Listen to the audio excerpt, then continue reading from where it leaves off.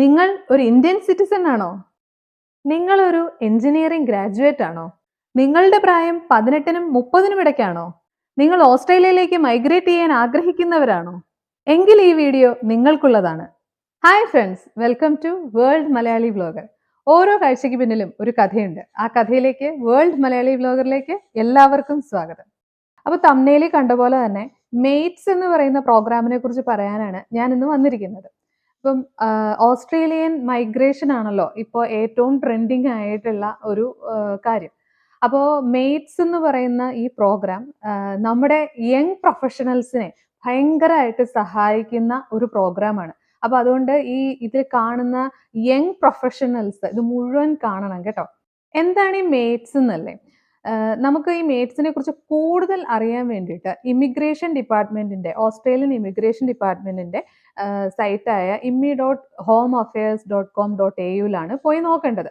അത് ഞാൻ ഇവിടെ താഴെ കൊടുത്തിട്ടുണ്ട്. ഇപ്പോൾ ഞാൻ ഇതിന്റെ കുറച്ച് കാര്യങ്ങൾ നിങ്ങൾക്ക് പറഞ്ഞുതരാം. എന്താണ് ഈ mates? Mobility arrangement four talented early professional scheme. അതാണ് മേറ്റ്സ് എന്ന് പറയുന്നത്. അപ്പോൾ ഈ മേറ്റ്സ് എന്ന് പറയുന്നത് എങ്ങനെയാണ് ഈ പ്രോഗ്രാം വന്നതെന്ന് വെച്ച് കഴിഞ്ഞാൽ 2023 നമ്മുടെ ഇന്ത്യൻ ഗവൺമെന്റും ഓസ്ട്രേലിയൻ ഗവൺമെന്റും തമ്മിൽ ഉടമ്പടി ഒപ്പുവെച്ചിട്ടുണ്ടായിരുന്നു. അതിന്റെ പേരാണ് MMPA. MMPA എന്താന്ന് വെച്ചാൽ migration and mobility partnership agreement. അപ്പൊ ഈ ഉടമ്പടി പ്രകാരം രണ്ട് രാജ്യങ്ങളും തമ്മിൽ അങ്ങോട്ടും ഇങ്ങോട്ടുമുള്ള മൈഗ്രേഷനെ കൂടുതൽ സപ്പോർട്ട് ചെയ്യുന്നു. പക്ഷെ അതേസമയം തന്നെ ഇല്ലീഗൽ ആയിട്ടുള്ള അല്ലെങ്കിൽ ഇറഗുലർ ആയിട്ടുള്ള മൈഗ്രേഷനെ തടയുകയും ചെയ്യുക എന്നുള്ളതാണ് ഈ ഒരു ഉടമ്പടിയുടെ ലക്ഷ്യം. അപ്പൊ അതിന്റെ ഒരു സ്കീമാണ് ഈ മേറ്റ്സ് സ്കീം എന്ന് പറയുന്നത്. അപ്പൊ അതിൽ ഏറ്റവും കൂടുതൽ ഗുണം ചെയ്യാൻ പോകുന്നത് യങ് പ്രൊഫഷണൽസിനാണ്. അപ്പൊ അതിന്റെ കൂടുതൽ ഡീറ്റെയിൽസിലേക്ക് നമുക്ക് കടക്കാം. അപ്പൊ ഞാൻ 482 വിസയുടെ കാര്യങ്ങൾ, അതായത് വർക്ക് വിസ എങ്ങനെയാണ് കിട്ടുന്നതെന്നുള്ള കാര്യങ്ങൾ കഴിഞ്ഞ വീഡിയോയിൽ പറഞ്ഞിട്ടുണ്ടായിരുന്നു. അപ്പോൾ ആ വീഡിയോ കണ്ടിട്ടില്ലാത്തവരാണ് ഇത് കാണുന്നതെങ്കിൽ ആ വീഡിയോ ഒന്ന് കയറി കാണുകയാണെങ്കിൽ എങ്ങനെയാണ് വർക്ക് വിസ നിങ്ങൾക്ക് കിട്ടുന്നത് എന്ന് നിങ്ങൾക്ക് അറിയാൻ സാധിക്കും.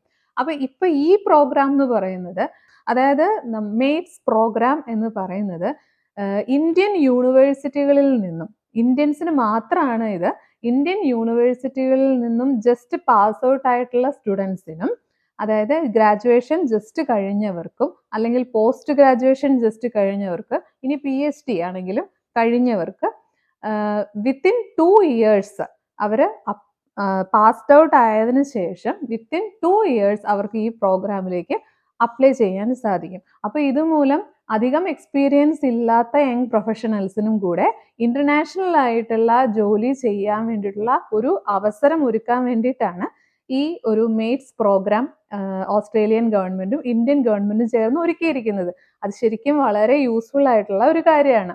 ഇതിന്റെ കൂടുതൽ ഡീറ്റെയിൽസിലേക്ക് നമുക്ക് പോകാം. അപ്പൊ ഇതിന് വേണ്ട എലിജിബിലിറ്റി എന്നൊക്കെ നമുക്ക് നോക്കണ്ടേ? അപ്പൊ ഇതിന് വേണ്ട ഏറ്റവും പ്രധാനപ്പെട്ട കാര്യം എന്ന് പറയുന്നത് നമ്മൾ ഇന്ത്യൻസ് ആയിരിക്കണം. ഇന്ത്യൻസിന് വേണ്ടി മാത്രമുള്ള ഒരു പ്രോഗ്രാമാണിത്. പിന്നെ രണ്ടാമത്തെ കാര്യം എന്ന് പറയുന്നത് യൂണിവേഴ്സിറ്റികളിൽ നിന്നും പാസ്ഡ് ഔട്ട് ആയി, അതായത് ഗ്രാജുവേഷൻ കിട്ടിയിട്ട് 2 വർഷമേ ആയിട്ടുണ്ടാവാൻ പാടുള്ളൂ. 2 വർഷത്തിനുള്ളിൽ തന്നെ ഇതിലേക്ക് അപ്ലൈ ചെയ്യണം. പിന്നെ ഒരു കാര്യം എന്ന് പറയുന്നത് 18 വയസ്സിനും 30 വയസ്സിനും ഇടയിലുള്ള യങ്സ്റ്റേഴ്സിന് വേണ്ടിയിട്ടാണ് ഈ പ്രോഗ്രാം അറേഞ്ച് ചെയ്തിരിക്കുന്നത്. 30 വയസ്സിന് മേളിലോട്ട് പറ്റില്ല.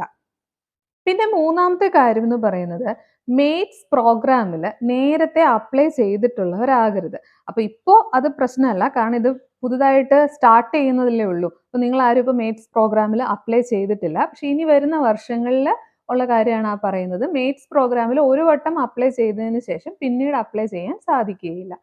പിന്നെ IELTS വേണം, മസ്റ്റാണ്. IELTSൽ നിങ്ങൾക്ക് IELTS അല്ലെങ്കിൽ മറ്റ് ഈക്വലന്റ് ഇംഗ്ലീഷ് പ്രൊഫിഷ്യൻസി ടെസ്റ്റുകളിൽ 0.6 ആവശ്യമാണ്. അതുപോലെ തന്നെ ഓരോ പാർട്ടിനും റീഡിംഗ്, റൈറ്റിംഗ്, സ്പീക്കിംഗ്, അങ്ങനെ ഓരോ പാർട്ടിനും നിങ്ങൾക്ക് 5 പോയിന്റ്സ് വീതം ഉണ്ടായിരിക്കണം. അപ്പൊ ഇതൊക്കെയാണ് ഇതിന്റെ മെയിൻ ആയിട്ടുള്ള കാര്യങ്ങൾ. അതുപോലെ തന്നെ ഞാൻ നേരത്തെ പറഞ്ഞതുപോലെ പാസ്ഡ് ഔട്ട് ആയിട്ട് 2 വർഷമേ ആയിട്ടുണ്ടാവാൻ പാടുള്ളൂ. അതിൽ കൂടുതൽ ആയ ആളുകൾക്ക് ഇതിൽ അപ്ലൈ ചെയ്യാൻ സാധിക്കുകയില്ല. അതുപോലെ തന്നെ ഇതിന്റെ ഒരു പ്രത്യേകത എന്ന് പറയുന്നത് നിങ്ങൾക്ക് സ്പോൺസർഷിപ്പിന്റെ ആവശ്യമില്ലാതെ തന്നെ ഇവിടെ വന്ന് ജോലി ചെയ്യാൻ സാധിക്കുന്നതാണ്. അപ്പോൾ അതൊക്കെയാണ് ഇതിന്റെ പ്രത്യേകതകൾ. ഏതൊക്കെ ഫീൽഡിലുള്ളവർക്കാണ് എന്നും കൂടെ ഇതിൽ ക്രൈറ്റീരിയ പറയുന്നുണ്ട്. എല്ലാ യങ് പ്രൊഫഷണൽസിനും പറ്റില്ല എന്ന് വെച്ച് കഴിഞ്ഞാൽ എല്ലാ ഗ്രാജുവേഷൻ ഉള്ളവർക്കും പറ്റില്ല. അവർ കുറച്ച് സ്കിൽഡ് ലിസ്റ്റ് പറഞ്ഞിട്ടുണ്ട്, ഇന്ന ആളുകൾക്ക്. കാരണം ഇവിടെ കുറെ സ്കിൽ ഷോർട്ടേജസ് ഉണ്ട് ഓസ്ട്രേലിയയിൽ. അപ്പൊ ആ സ്കിൽ ഷോർട്ടേജ് ഉള്ളത് ഏരിയയിലാണെന്ന് നോക്കിയിട്ട് ആ ഏരിയയിലുള്ളവർക്കാണ് അവർ കൂടുതൽ പ്രാധാന്യം കൊടുത്തിരിക്കുന്നത്. ഇപ്പോൾ ഞാൻ ഈ പറയുന്ന ഫീൽഡുകളിലെ ഗ്രാജുവേഷനും പോസ്റ്റ് ഗ്രാജുവേഷനും PhD ഒക്കെ ഉള്ളവർക്കാണ് ഈ പോസ്റ്റിലേക്ക് അപ്ലൈ ചെയ്യാൻ സാധിക്കുന്നത്. അത് ഏതൊക്കെയാണെന്ന് നോക്കാം. Renewable energy, mining, engineering, information communications technology അഥവാ ICT, ആർട്ടിഫിഷ്യൽ ഇന്റലിജൻസ് അഥവാ AI, ഫിനാൻഷ്യൽ ടെക്നോളജി അഥവാ ഫിൻടെക്, അഗ്രികൾച്ചറൽ ടെക്നോളജി അഥവാ അഗ്രിടെക്. ഈ ഫീൽഡുകളിലേക്കാണ് ഇപ്പോൾ ഇവിടെ ആളുകളെ എടുക്കാൻ ഉദ്ദേശിക്കുന്നത്. പുതുതായി തുടങ്ങിയ ഒരു സ്കീമാണ്. അപ്പൊ അതുകൊണ്ട് തന്നെ ഇതിന് ഇത്ര നമ്പർ ഓഫ് ആളുകളെ മാത്രമേ എടുക്കുള്ളൂ എന്നും കൂടെ ഉണ്ട്. 3000 ആളുകളെയാണ് ഒരു വർഷം ഈ സ്കീമിലേക്കായി തിരഞ്ഞെടുക്കുക. അപ്പൊ ശരിക്കും പറഞ്ഞ ഒരു ലോട്ടറി അടിച്ച പോലെയാണ്. ഇന്ത്യയിൽ നിന്നുള്ള 3000 യങ് പ്രൊഫഷണൽസ്, ലക്ഷക്കണക്കിന് ആപ്ലിക്കേഷൻസ് ആയിരിക്കും ഈ പ്രോഗ്രാമിന് വേണ്ടിയിട്ട് വരുന്നത്. അതിൽ നിന്നും 3000 പേർക്കായിരിക്കും ഈ ഒരു പ്രോഗ്രാമിലേക്ക് എൻട്രി കിട്ടുന്നത്. അപ്പൊ നമുക്കിനി ഈ പ്രോഗ്രാമിന് എന്തൊക്കെ ബെനിഫിറ്റ്സ് ആണ് ഉള്ളത് എന്നും കൂടെ നോക്കാം. അപ്പൊ നേരത്തെ പറഞ്ഞ പോലെ ഏതൊക്കെ ഫീൽഡ് ആണെന്ന് നമ്മൾ കണ്ടു. ഇനി എന്താണ് ഇതിന്റെ ബെനിഫിറ്റ്സ്? ഇത് ബെനിഫിറ്റ്സ്, ഒന്നാമത്തെ ബെനിഫിറ്റ് ഞാൻ പറഞ്ഞു കഴിഞ്ഞു നേരത്തെ. സ്പോൺസർഷിപ്പിന്റെ ആവശ്യമില്ലാതെ തന്നെ നമുക്കൊരു വർക്ക് വിസ കിട്ടുകയാണ്. നമുക്കിവിടെ വന്നിട്ട് വർക്ക് ചെയ്യാം. അപ്പോൾ അങ്ങനെ വർക്ക് ചെയ്യുമ്പോൾ എത്ര നാളാണ് നമുക്ക് നിൽക്കാൻ സാധിക്കുന്നത് എന്നുള്ളതാണ് ആദ്യത്തെ ക്വസ്റ്റ്യൻ. നമുക്കിവിടെ 2 വർഷം നിൽക്കാൻ സാധിക്കും. 2 വർഷത്തിനുള്ളിൽ നമുക്ക് PR അപ്ലൈ ചെയ്ത് വിസ എക്സ്റ്റെൻഡ് ചെയ്യാനും സാധിക്കുന്നതായിരിക്കും. പിന്നെയുള്ള അടുത്ത അഡ്വാൻറ്റേജ് എന്ന് പറയുന്നത് നമുക്ക് നമ്മുടെ സ്പോസിനെയോ ചിൽഡ്രനെയോ, അതായത് നമ്മുടെ ഡിപ്പെൻഡൻസിനെ നമുക്ക് ഇങ്ങോട്ടേക്ക് കൊണ്ടുവരാം. ആ വരുന്നവർക്ക് സ്പോസിന് വർക്ക് ചെയ്യാനുള്ള പെർമിഷനും ഉണ്ട്. വർക്ക് റൈറ്റ്സ് അവർക്ക് ഉണ്ടായിരിക്കുന്നതാണ്. പിന്നെ മറ്റൊരു ബെനിഫിറ്റ് എന്ന് പറയുന്നത് നമുക്ക് ഏത് ഫീൽഡിലാണോ ഗ്രാജുവേഷൻ ആ ഫീൽഡിൽ തന്നെ വർക്ക് ചെയ്യണം എന്ന് നിർബന്ധമില്ല. ഇവിടെ വന്നതിന് ശേഷം നമുക്ക് വേറെ ഏത് ഫീൽഡിലും വേണമെങ്കിലും മാറി വർക്ക് ചെയ്യാനുള്ള പെർമിഷനും റൈറ്റ്സും ഉണ്ട്. അതുകൊണ്ട് ആ കാര്യത്തിൽ ടെൻഷൻ വേണ്ട, ഏത് ഫീൽഡിൽ വേണമെങ്കിലും വർക്ക് ചെയ്യാം. പിന്നെയുള്ളൊരു ബെനിഫിറ്റ് എന്ന് പറയുന്നത് നമുക്കിപ്പോൾ വിസ കിട്ടിയെന്നിരിക്കട്ടെ. വിസ കിട്ടിക്കഴിഞ്ഞാൽ 12 മാസത്തെ ഒരു ഗ്യാപ്പ് നമുക്ക് എടുക്കാം. 12 മാസത്തിനുള്ളിൽ നമ്മൾ ഓസ്ട്രേലിയയിലേക്ക് ഫസ്റ്റ് എൻട്രി ചെയ്താൽ മതി. ഫസ്റ്റ് എൻട്രി ചെയ്ത് കഴിഞ്ഞാൽ പിന്നെ 2 വർഷത്തേക്ക് നമ്മൾ ഇവിടെ തന്നെ നിൽക്കണം. എന്ന് വെച്ചാൽ അതിൻ്റെ അർത്ഥം നമുക്ക് പോയി വരാൻ പറ്റില്ല എന്നല്ല. പിന്നീട് അതിൻ്റെ ആ ഡ്യൂറേഷൻ, ഫസ്റ്റ് നമ്മൾ ഇതിനകത്ത് ഓസ്ട്രേലിയയുടെ അകത്ത് വന്നു കഴിഞ്ഞു കഴിഞ്ഞാൽ പിന്നെ നമുക്ക് 2 വർഷത്തെ നമ്മുടെ ആ മേറ്റ്സ് എന്ന് പറയുന്ന വിസ നമുക്ക് കിട്ടുകയാണ്. നമ്മൾ പിന്നെ അതിൻ്റെ ആ കാലയളവിലാണ് നിൽക്കുന്നത്. ആ കാലയളവിൽ നമുക്ക് എത്ര തവണ വേണമെങ്കിലും ഇന്ത്യയിലേക്കോ അല്ലെങ്കിൽ മറ്റു രാജ്യങ്ങളിലേക്കോ പോയി വരാൻ സാധിക്കും. അപ്പൊ ഈ പറഞ്ഞതൊക്കെയാണ് മേറ്റ്സ് എന്ന് പറയുന്ന ഈ പുതിയ സ്കീമിന്റെ നമുക്ക് കിട്ടുന്ന ബെനിഫിറ്റ്സ്.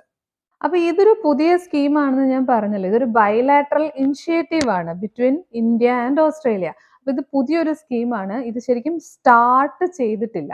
കഴിഞ്ഞ മെയ് 14 ഇവിടെ ഓസ്ട്രേലിയൻ ഫെഡറൽ ബഡ്ജറ്റ് നടന്നു. അപ്പൊ അതിന്റെ ഡോക്യുമെന്റിൽ പറയുന്നത് എന്താന്ന് വെച്ച് കഴിഞ്ഞാല് 2024 നവംബർ 1 ഈ മേറ്റ്സ് പ്രോഗ്രാം സ്റ്റാർട്ട് ചെയ്യും എന്നാണ് പറഞ്ഞിരിക്കുന്നത്. നമുക്ക് നല്ല ഒരു കാര്യമാണത്. നവംബർ 1 ഈ സംഭവം സ്റ്റാർട്ട് ചെയ്യുന്നത്, നമ്മുടെ കേരളപ്പിറവിയുടെ അന്ന്. നമുക്ക് അപ്പോൾ മാത്രമേ ഈ വിസയ്ക്ക് എത്രയാണ് ഇതിന്റെ കോസ്റ്റ്, അങ്ങനത്തെ കാര്യങ്ങളെ കുറിച്ച് അറിയാൻ സാധിക്കുകയുള്ളൂ. 482 വിസ പോലെ ഇത് എംപ്ലോയർ സ്പോൺസർ ചെയ്ത് നമ്മൾ ഇങ്ങോട്ട് കൊണ്ടുവരുന്ന ഒരു വിസയല്ല. ഇത് നമ്മൾ തന്നെ ആപ്ലിക്കേഷൻ കൊടുത്ത് നമ്മൾ തന്നെ ഫീസ് മുടക്കിയാണ് ഇതിന് വേണ്ടിയിട്ട് വരേണ്ടത്. അത് നിങ്ങൾ ഓർത്തിരിക്കുക. പക്ഷേ ഇതൊരു ശരിക്കും ഒരു ലക്കി ഡ്രോ പോലെയാണ്. 3000 പേർക്ക് മാത്രമേ ഈ പ്രോഗ്രാമിലേക്ക് പങ്കെടുക്കാൻ വേണ്ടി വർക്ക് ചെയ്യാൻ വേണ്ടി ഓസ്ട്രേലിയയിലേക്ക് വരാൻ സാധിക്കുകയുള്ളൂ. അതും അവരതിൻ്റെ ഏതൊക്കെ ഫീൽഡിലുള്ളവർക്കാണെന്നും കൂടെ പറഞ്ഞിട്ടുള്ളത് കൊണ്ട് ആ ഫീൽഡിലുള്ളവർക്ക് ഇത് ശരിക്കും ഒരു വലിയ കാര്യമാണ്. ഇന്റർനാഷണൽ വർക്ക് എക്സ്പീരിയൻസ് കിട്ടാൻ വേണ്ടിയിട്ട് ഇത് ശരിക്കും വലിയൊരു കാര്യമാണ്. മെയ്റ്റ്സ് പ്രോഗ്രാമിന് കോസ്റ്റ് ഉണ്ട്, അത് ഓർത്തിരിക്കുക. ആ കോസ്റ്റ് എത്രയാണെന്ന് ഉള്ള ഡീറ്റെയിൽസ് നമുക്ക് ആ നവംബർ 1 അടുത്തേ നമുക്ക് കിട്ടുള്ളൂ. അത് കിട്ടുകയാണെങ്കിൽ ഉടനെ തന്നെ ഞാൻ നിങ്ങൾക്ക് ഒരു വീഡിയോയിലൂടെ ഞാനത് അറിയിക്കാം കേട്ടോ. അപ്പൊ അങ്ങനെ നോക്കുമ്പം ശരിക്കും ഈ മെയ്റ്റ്സ് പ്രോഗ്രാം എന്ന് പറയുന്നത് നമ്മുടെ യങ് പ്രൊഫഷണൽസിന്, പ്രത്യേകിച്ച് ആസ് എൻ എഞ്ചിനീയർ, യങ് എഞ്ചിനീയേഴ്സിന് വളരെ വലിയ ഒരു കാര്യമാണ് ഈ നടക്കാൻ പോകുന്നത്. നിങ്ങൾക്ക് ഒരു ഇന്റർനാഷണൽ വർക്ക് എക്സ്പീരിയൻസ് വേണം എന്ന് നിങ്ങൾക്ക് താല്പര്യം ഉണ്ടെങ്കിൽ ഇതുപോലത്തെ കാര്യങ്ങളിലേക്ക് നിങ്ങൾ ആപ്ലിക്കേഷൻസ് അയക്കുക. നിങ്ങൾക്ക് കിട്ടുകയാണെങ്കിൽ അത് വലിയ ഓപ്പർച്യൂണിറ്റിയാണ് നിങ്ങൾക്ക് തുറന്നു തരാൻ പോകുന്നത്. കാരണം നിങ്ങൾക്ക് ഇവിടെ നിന്നുകൊണ്ട് തന്നെ വർക്ക് ചെയ്തുകൊണ്ട് തന്നെ നിങ്ങൾക്ക് PR-ന് അപ്ലൈ ചെയ്യാൻ സാധിക്കും. അതുപോലെ തന്നെ ഈ മെയ്റ്റ്സ് പ്രോഗ്രാമിനെ കുറിച്ചുള്ള ന്യൂസുകൾ വരുന്നത് നിങ്ങൾ ശ്രദ്ധിക്കുക. അപ്പൊ അങ്ങനെ ശ്രദ്ധിക്കുകയാണെങ്കിൽ നിങ്ങൾക്ക് അതിന്റെ കോസ്റ്റും കാര്യങ്ങളും, എപ്പോഴാണ് ആപ്ലിക്കേഷൻ അയക്കേണ്ടത്, അങ്ങനത്തെ കാര്യങ്ങളെല്ലാം നിങ്ങൾക്ക് അറിയാൻ സാധിക്കും. അതുപോലെ തന്നെ ഇടയ്ക്ക് മറ്റേ ഞാനിപ്പോൾ ഇവിടെ കാണിക്കുന്ന ഈ വെബ്സൈറ്റിൽ കയറിയിട്ട് നിങ്ങളൊന്ന് നോക്കുക. ഈ വെബ്സൈറ്റിലാണ് ഇതിന്റെ ഡീറ്റെയിൽസ് വരുന്നത്. അപ്പോൾ യങ് പ്രൊഫഷണൽസിന് ഓസ്ട്രേലിയയിലേക്ക് വരാനുള്ള ഈ ഓപ്പർച്യൂണിറ്റിയെ കുറിച്ച് നിങ്ങൾക്ക് കൂടുതൽ മനസ്സിലായി കാണുമെന്ന് ഞാൻ വിശ്വസിക്കുന്നു. എന്തെങ്കിലും ഡൗട്ട്സ് ഉണ്ടെങ്കിൽ നിങ്ങൾക്ക് കമന്റ് സെക്ഷനിൽ ചോദിക്കാം, ഞാൻ അതിനെല്ലാം ആൻസർ ചെയ്യുന്നതായിരിക്കും. അതുപോലെ തന്നെ സബ്സ്ക്രൈബ് ചെയ്യാൻ മറക്കരുത്, ലൈക്ക് ചെയ്യാനും മറക്കരുത് കേട്ടോ. അപ്പോൾ കൂടുതൽ വീഡിയോസുമായി ഞാൻ വരുന്നതായിരിക്കും. അതുവരേക്കും this is Sreeja Sreejith signing off.